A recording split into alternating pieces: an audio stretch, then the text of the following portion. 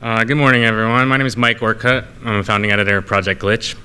Project Glitch is a team of 3 journalists focused on the future of the internet with an emphasis on decentralized systems and novel cryptographic tools.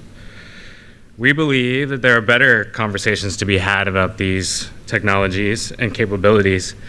And that's why earlier this year, a policy paper suggesting a new approach to managing illicit finance risk in decentralized systems caught our attention. Please welcome 2 of the co-authors of that paper, Rebecca Rettig, Chief Legal and Policy Officer at Polygon Labs, and Michael Mosier, co-founder of Arcturus.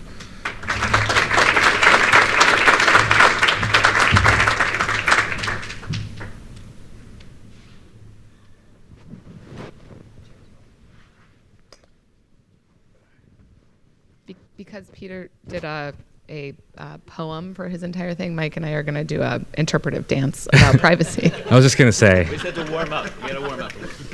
Shots. All right, here we are. So thank you so much, Michael and Rebecca, for joining us this morning.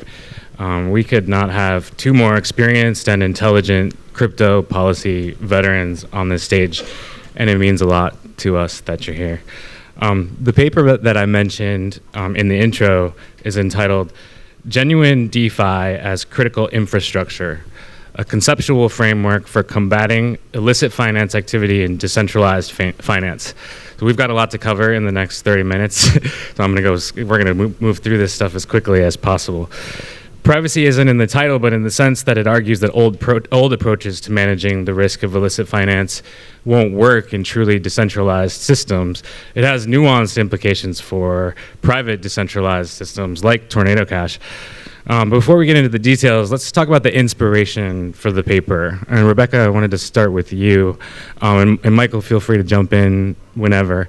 But what drove you to sit down and put your heads together on this paper? Thanks so much for having us, Mike, and thanks to everybody for coming and talking through this important topic. Mike and I think, had been going back and forth for, 8 or 9 months, just as all the different types of regulatory and policy discussions came out, a lot of news about what was going on with Tornado Cash. And I was thinking on my way from the airport today that Mike and my first real conversation about using the critical infrastructure framework happened on a trip to DC, probably months before we ever started writing the paper.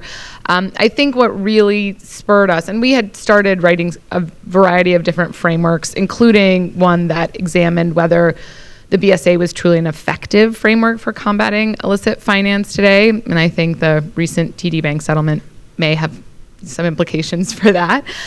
But it really came, I think, to the fore around post-October 7th, when there was a lot of press around the fact that Hamas had used crypto to supposedly fund the attack. And so we thought, really have to sit down and come up with an alternative approach, because there were a lot of proposed bills coming out that really imposed the old frameworks onto entirely new systems. I don't know, maybe you felt like there was a different motivation for you, but. That was very much it.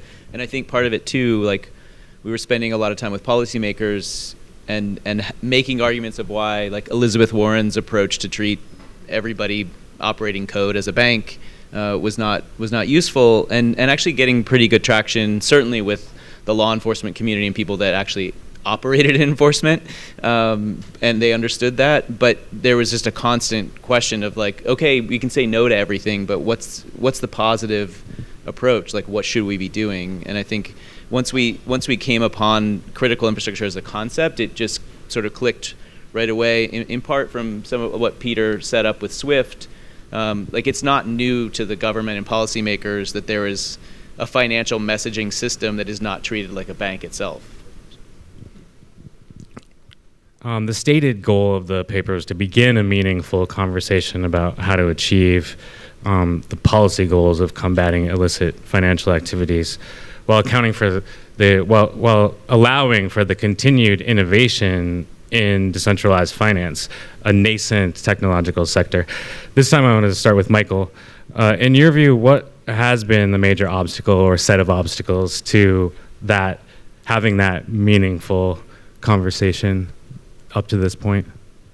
Yeah, I think some of it, that's a great question, and something we we've asked, including the policymakers too, when we're talking to them, of like what's not clicking. I think I certainly thought very wrongly that Elizabeth Warren was going to be very on board with crypto.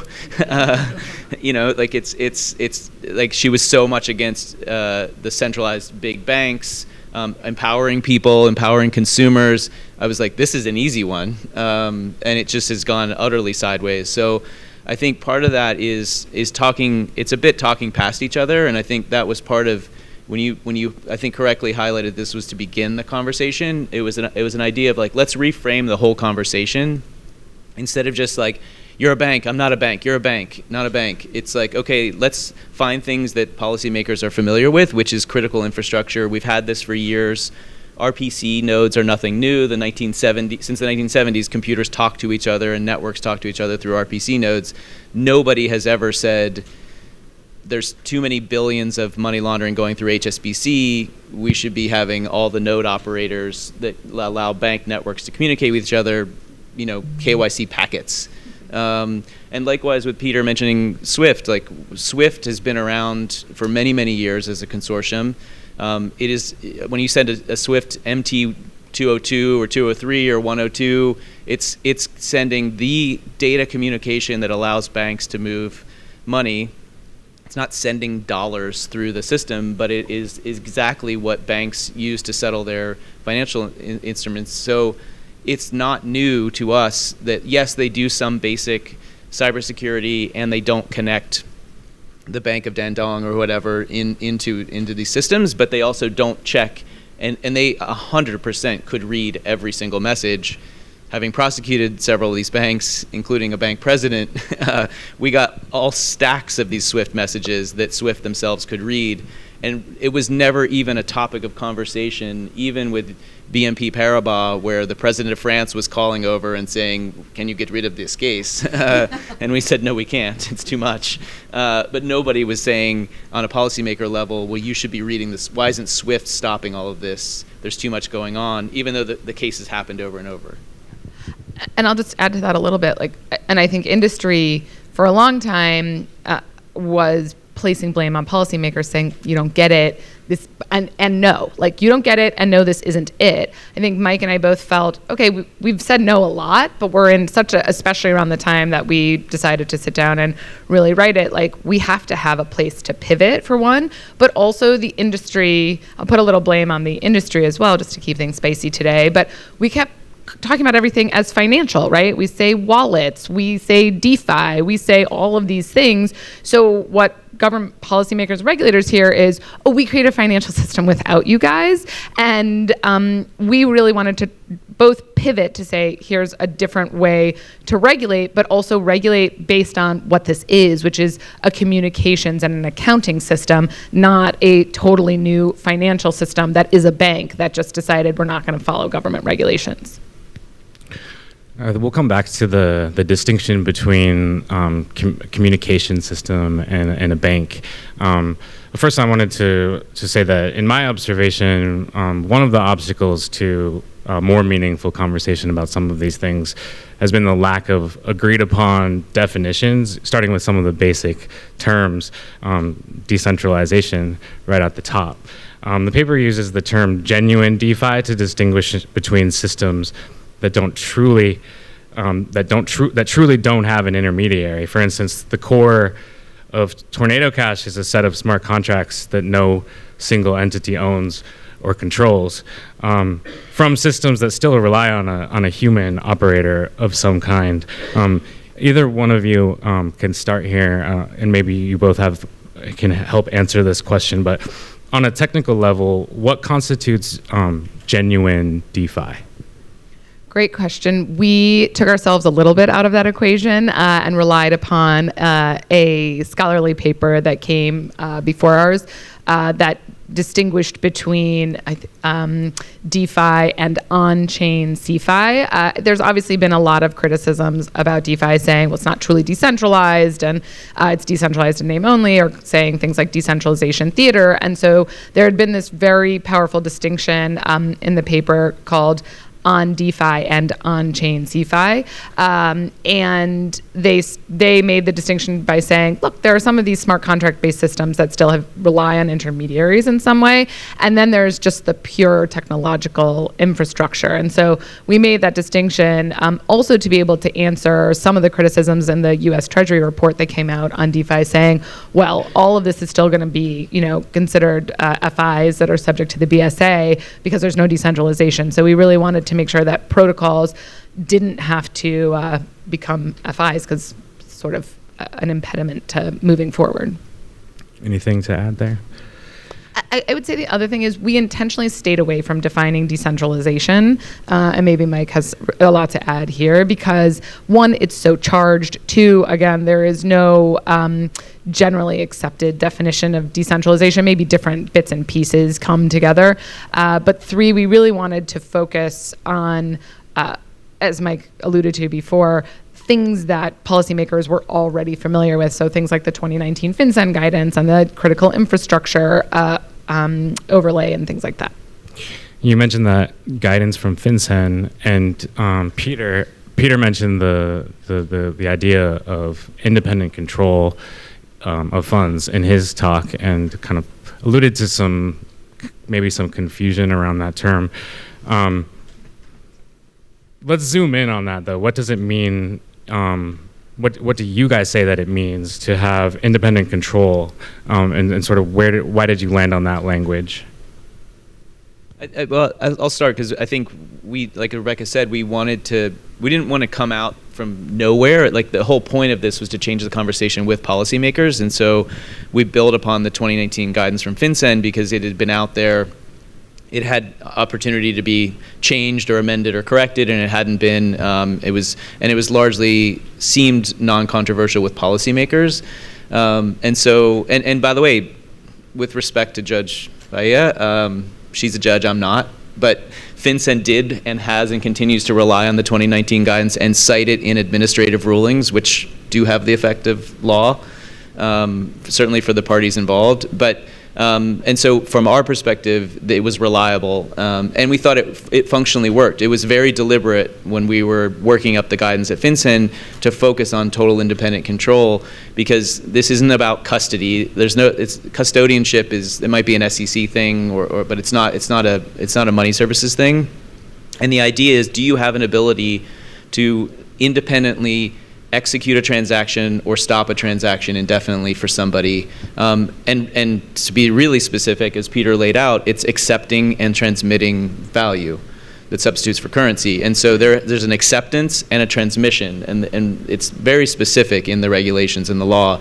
And so the idea was, if you don't have that control, you're not. There's lots of places that are involved in the transmission of funds, including Comcast every day, and GoDaddy, who's hosting the B of A website or whoever. But we don't turn them into a financial institution. And so the idea was, let's use something that's recognizable and then build upon that and find ways to do it better, like genuinely. It wasn't just sort of to shift it. Mm-hmm. Just for the non-crypto folks in the room, who might not understand how a blockchain transaction happens, let's try to stay at a high level if we can, but where would someone be able to exert independent control, aside from the obvious sort of standing in the middle of the transaction, or where are we looking exactly in the transaction to figure out if someone has independent control? That's a great question. As a lawyer, I'll say it depends. But also, all joking aside, I mean, we did not focus on the base layer in this paper very intentionally. I think Mike and I deeply believe, and there's a footnote in the paper, that the base layer should remain credibly neutral. However, if you have a fully permissioned base layer, there is a permissioning into and out of the system that does allow somebody to affect third-party value, right? You could not let somebody out of the system and then their value is locked. But we really focused on the application layer, and there's a little graphic. I wish we had it for up here that goes through it. But you could do it at really any part of the system, right? If there's some sort of custodial back end to a wallet, I assume you have control there. If you have permissioning around an app, right? People definitely looked at, could we build permissioned DeFi? There's going to be control there. And the definition in the paper of total independent control is really broad. It captures basically any ability to affect third-party value. Now, that doesn't mean, and we were really explicit, that anybody who has total independent control as a financial institution has to comply with the BSA. The question is two parts, which is, one, do you have total independent control? And two, if yes, are you engaged in activities of a financial institution and thus need to do it? The on-chain CeFi paper that we relied on, made the point that if you have control, you are probably more likely to be subject to some regulation, but neither that paper nor we took an explicit position on what regulation would apply, because holding keys to an administrative key that are only used in the case of an emergency doesn't make you an FI. So there's definitely more nuance on that and probably can be expanded out by other people in a different paper. One thing we've been circling around here is that the argument is essentially that these are not banks, that they shouldn't be regulated as banks or financial institutions, and instead should be regulated as communication systems or looked at as communication systems by policymakers. You've mentioned the BSA a couple times. That stands for the Bank Secrecy Act. What is the significance of the distinction here in practice, and how would that help manage the risk of illicit finance better? Well, I mean, I think the idea of it managing risk better is that the Bank Secrecy Act was specifically for banks coming out of the 1970s, when the FBI would go to a bank because usually it was some form of organized crime that was tax evading and money laundering and sending money to Swiss banks. The FBI would show up and the bank would say, I don't know, I don't have any records. And so it started with, you need to keep records so that when we show up, there's information about which Swiss bank you sent it to, et cetera, and who your actual customer was and that sort of thing. Over time, it expanded to, well, and actually you should tell us in advance, sending it to FinCEN, the Financial Intelligence Unit, if you see suspicious activity that we should be aware of, but with a pretty specific threshold around that. They've sort of kept the threshold the same, so it's not inflation adjusted. But so a lot more gets reported than originally, but it really was about the fact that, first of all, no one bank can see what other activities coming at them or moving in the system. It's totally opaque silos. So banks themselves have a difficulty managing the risk of what's coming in the whole system. And then obviously law enforcement has a hard time not just investigating cases, but at least especially the more modern instance of FinCEN, like using suspicious activity reports to put out alerts so that like we were constantly aggregating, okay, this is the new way that elder fraud is happening because all these different banks are filing suspicious activity reports. We've aggregated the newest threat indicators and we're disseminating them across to every bank out there and every community bank so that you now see how people are being exploited. This is the new identity theft that's happening. During COVID, I think we put out 15 alerts on like this is the newest COVID fraud that's happening that's exploiting people's identities or taking people's economic funding. And so the idea was there's so much opacity, we need to collect this information, you need to collect it first and then send certain things to us so that we can help people protect themselves. And I think our concept was, well, we don't have opaque silos here. We have an enormous amount of public ledger, very accessible data. I won't say transparent because we want to protect people with privacy, and I think, Mike, you were one of the first people to fully tie the paper to privacy itself, which is really where it's headed. And we try not to say transparent in the paper, actually. We say publicly accessible much more, because I think that's the point. There's a lot of ways to manage risk that doesn't just keep the shades off of Clearville. And so the idea was the Bank Secrecy Act is doing this thing. We don't have that same problem. And there are ways for people to detect the risk without collecting it and sending it in. In fact, the Security Alliance and SEAL is doing all sorts of information dissemination around this. leveraging the public accessibility of the information. So just like critical infrastructure, which has long been an entity that Treasury has managed through the Office of Cybersecurity and Critical Infrastructure Protection, who has long recognized that, yes, Amazon, AWS Cloud, Cisco routers, there's all sorts of communications protocols that underlie the multi-trillion-dollar financial system, and they're really important, and they need to do cybersecurity, and we do alerts to them all the time. So it should be protected and helping get information out to people to help protect themselves, but it doesn't mean that they should all become banks. Yeah, and look, I'll say the quiet part out loud, which I sort of alluded to before. The BSA is not effective anymore. Maybe it was in the 1970s when banks are smaller, and maybe you have other things you want to say about that. But it's not as effective as I think we want it to be, or it's not meeting its purpose now. And even regulators understand that a new digital, forget blockchain on its own, but a new digital system is emerging, and there are better ways, right? KYC is very fractured. You can go through one bank's KYC and it'll spit out one thing, and a different bank's KYC and it'll spit out another, and they don't talk to each other. And given all the SARs incoming to FinCEN, they can't necessarily always aggregate them together and get all the information. So we really wanted to leverage some of the I'll say transparency that's out there, not on its own, but to aggregate the tools that are based on having traceability and public access to information to try to build out a better, more effective system. Yeah, I just want to add one thing on that, because I think it's really important that the effectiveness piece is that Rebecca's talking about is something that FinCEN itself has repeatedly said. There's been repeated rulemaking saying, we think the BSA needs to be updated. We think there's better ways to do this. We brought in a digital identity advisor and did a whole initiative on privacy because too many people's information was being exploited. The Evolve Bank, 33 terabytes of personal information. Well, forget Elizabeth Warren's political instincts, from a law enforcement perspective, the law enforcement folks don't want any of that happening either. The FBI is not looking for more cases. They're good. They got plenty. So does justice. So our take at FinCEN and working with law enforcement and Department of Justice was actually it'd be better to prevent victims than just be able to chase the bad guys better.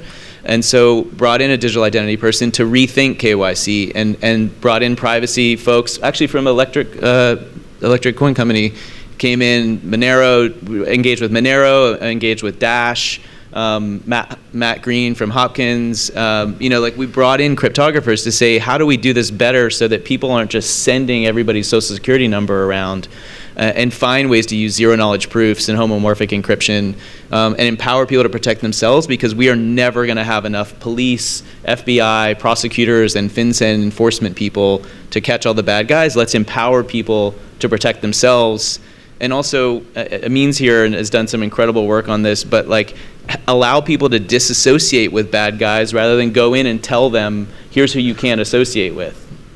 Yeah, sorry, I'm going to keep going on this point, but I think what Mike raised is a really important one, and this really goes to the privacy question, but I would say maybe the most controversial part of the paper is this proposal to have a new category of actors that have additional or enhanced financial integrity requirements, and those are people who are necessary to the flow of communications about these financial transactions. But what we didn't do there is make them FIs and collect personal information. But what we did do there is look at, can you leverage a lot of this publicly accessible data? How do you do it? And instead of saying, oh, we're going to leverage it and then we're going to pass it on to somebody and fingers crossed that it gets pulled out of a SAR and that we can then pass it on to either DOJ or FBI or whatever and to do further investigation, which may take weeks, months, years. This is sort of an immediate way that has nothing to do with personal identity, social security name, even jurisdiction, where you will block really high risk transactions in real time. And then yes, send also information that is not personal information, but transaction hashes, times, and things like that. And we did it because it's very different than what the traditional system demands today, and we wanted it to be highly effective. In the paper, you proposed new rules for a couple of different government entities. And Mike, you mentioned CISA a few minutes ago. It's the Cybersecurity and Infrastructure Security Agency. And then there's the Treasury's Office of Cybersecurity and Critical Infrastructure Protection, which is OSIP. How, I think you started to get into this a little bit, but how exactly would you propose that these agencies get in the mix and sort of help out to manage these risks? Yeah, we've talked to OSIP and CISA, by the way, and they get it right away, because again, this is not new to them that there's critical infrastructure underlying the financial system.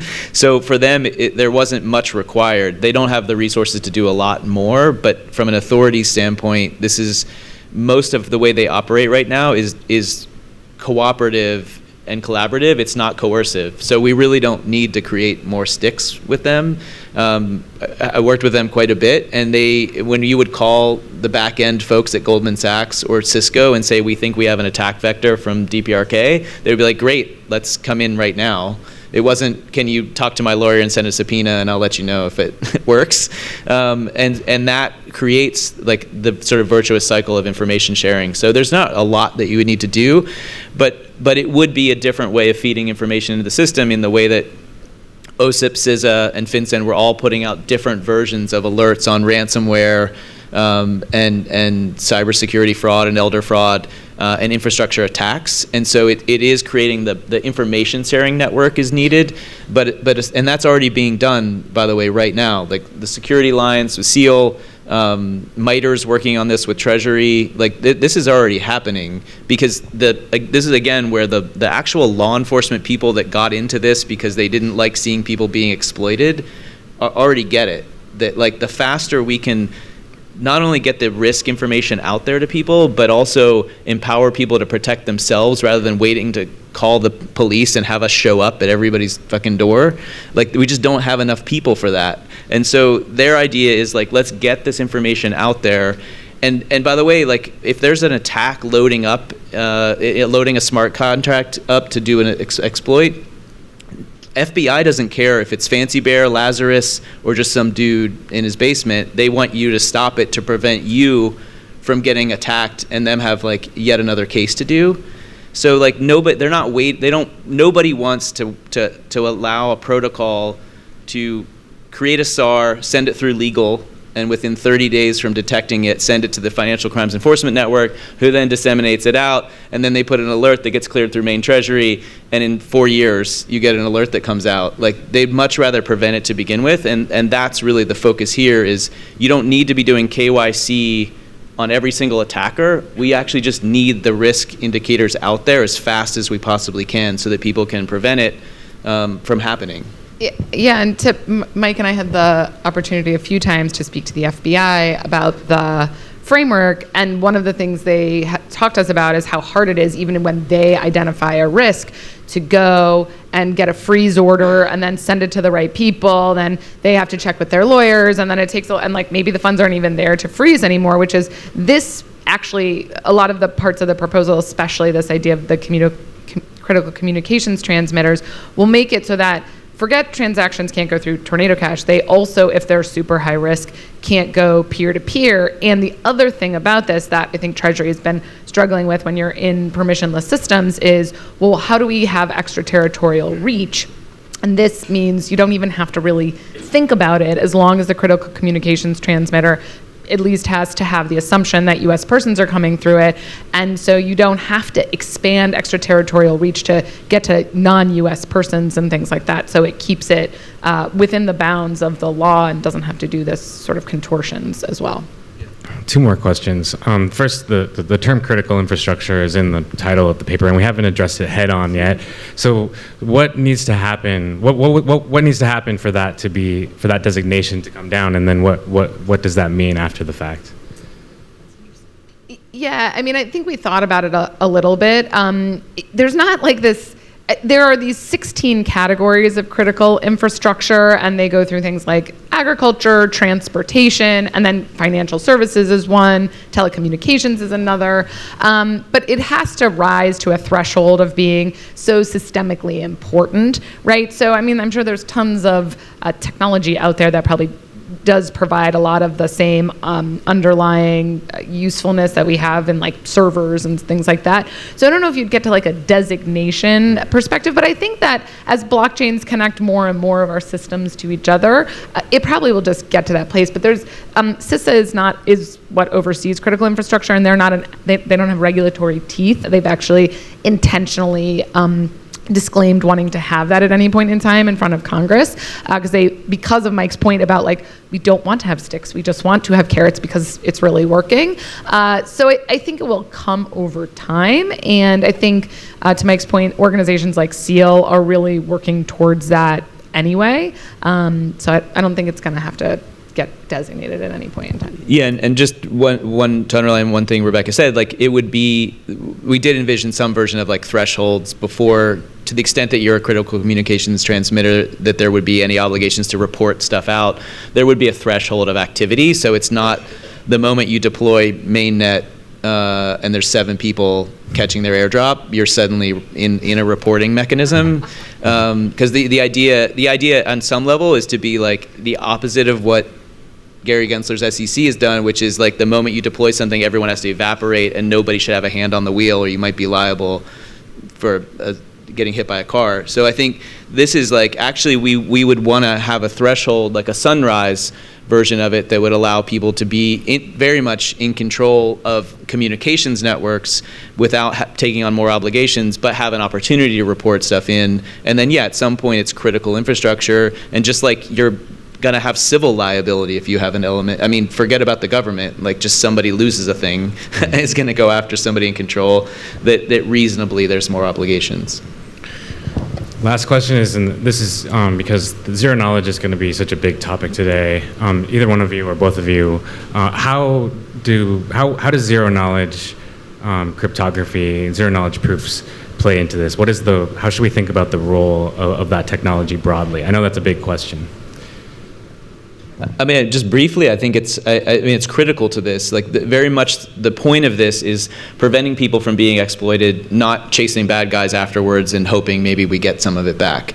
And so the ability to do exclusion proofs, to do threshold proofs, to do association set proofs that you'll hear from Oxbow about, like the ability to, one, check that someone is not a listed threat actor that's been attacking people, including possibly your friends building other projects, doesn't really matter about you knowing their eye color and their height and weight. Like, you really just need to know they're not it. And so we don't need to send this information around that's just going to be exploited, like the 33 terabytes from Evolve. Like, most of those people, Evolve didn't need to know any of that stuff. I mean, some of it more for a bank, but they also just need to know you're not on an OFAC list or whatever blacklist is coming, or blocking list from a security information like SEAL or something like that people have said this is a threat from, who've just stolen our money. And so you don't need any of that personal information. And it's like 100 times faster too, because no one's double checking stuff. It's math. I'll just add one point to this, which is the framework is actually meant to be evergreen. Like, zero knowledge is important, and it's going to be important for all the reasons you talk about today, but people are coming up with things, I think, that far, even expand that, right? This industry is moving so fast and so quickly. And so when people talk about something being technology neutral, this framework was really intended to be tech neutral. Thank you so much, Michael and Rebecca. Thank you. Thanks.